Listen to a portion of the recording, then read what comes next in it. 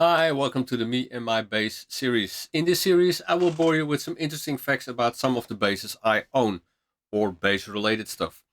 I will tell you how I did purchase them and why. Further, I will tell you my opinion about the playability and their sounds. This time's up the Warwick Streamer LX5 string. It's made in February 1998.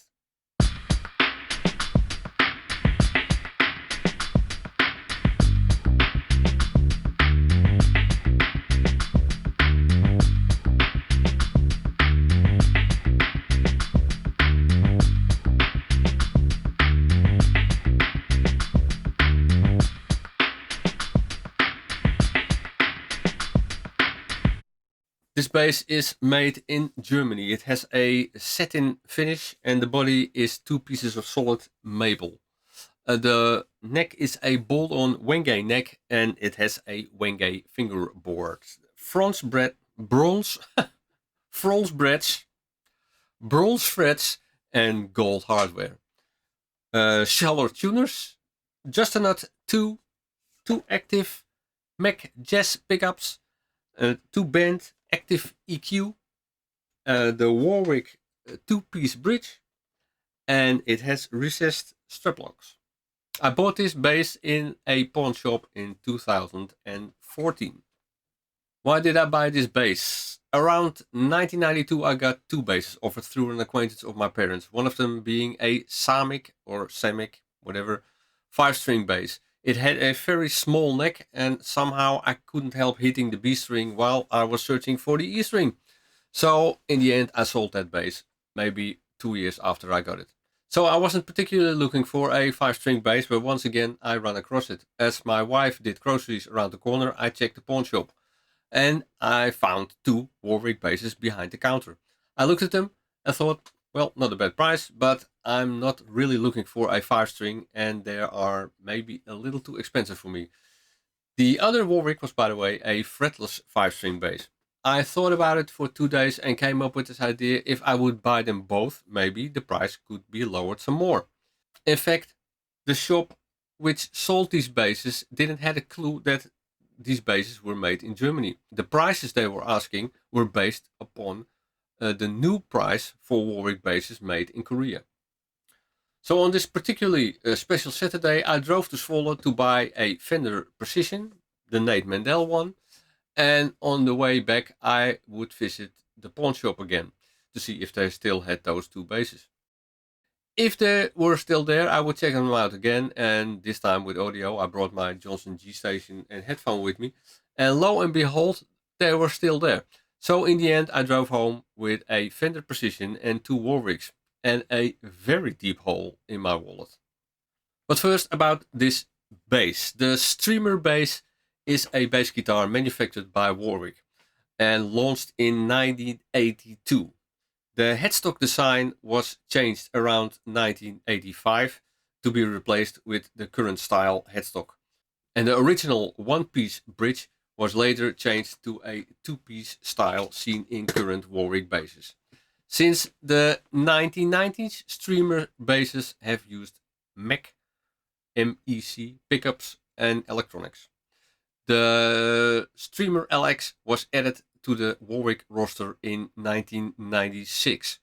The 4-string Streamer had a Streamer LX, sorry, is equipped with a precision jazz configuration, and the 5-string is equipped with the normal jazz configuration, and the 6-string has humbuckers. Like most Warwicks, the Streamer LX is constructed with some unusual wood: a two-piece flame maple body, a bolt-on Wenge neck, and Wenge fingerboard.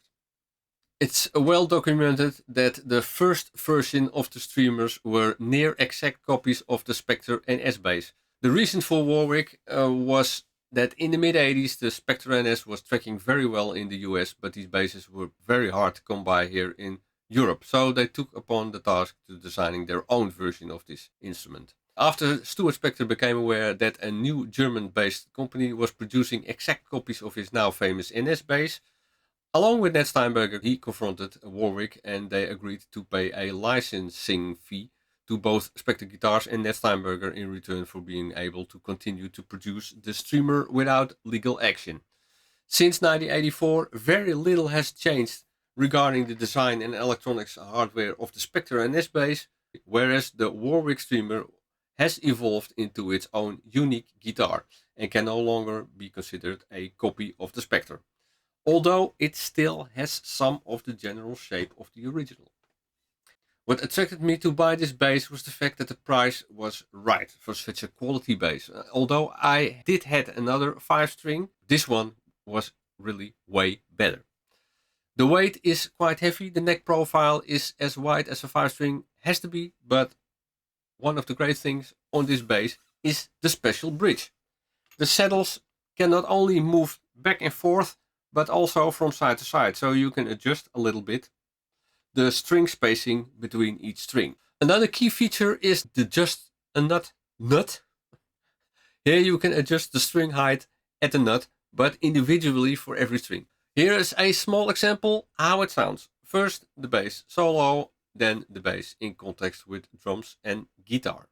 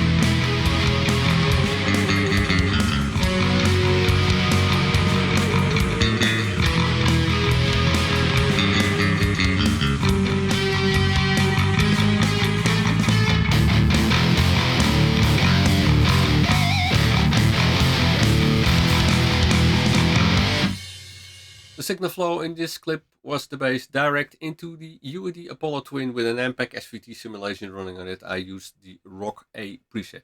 This is a very good sounding solid bass. It maybe isn't the first bass out of the rack on a daily basis, but when I need a low B, it's there and it delivers.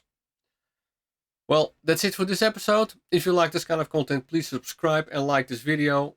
Thanks for watching. Until next time, see you. Bye bye. By the way, hit the red button in the lower right side, then you subscribe to my channel. Thanks very much. See you. Bye.